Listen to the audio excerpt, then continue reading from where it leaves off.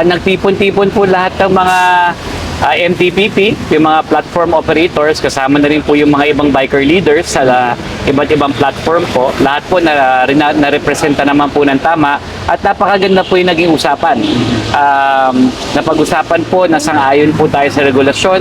In fact, 10 taon na po natin pinaglalaban ang pagkakaroon ng regulasyon at pagiging legal po ng ating profesyon. At ito na po yun. Legal na po ang motorcycle taxi. Public utility vehicle na po siya.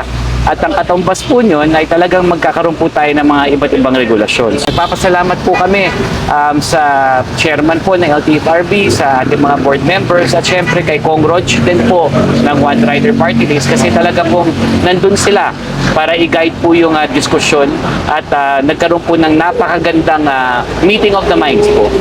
At sang-ayon po tayo lahat sa regulasyon, sinusuportahan po natin to.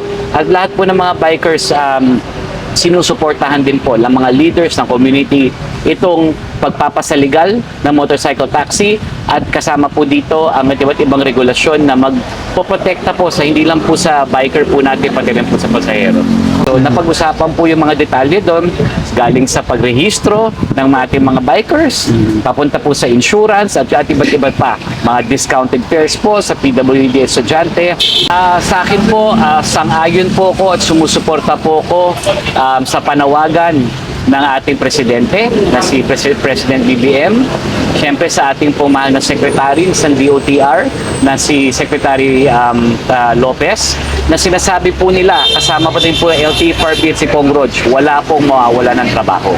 Kaya doon po sa mga agam-agam na ating mga bikers, huwag po tayo matakot, wala pong mawawala ng trabaho. Nandito po tayo para ipasaligal ang motorcycle taxi, hindi po ipatigil ang trabaho ng ating biker partners, ng ating mga kagulong.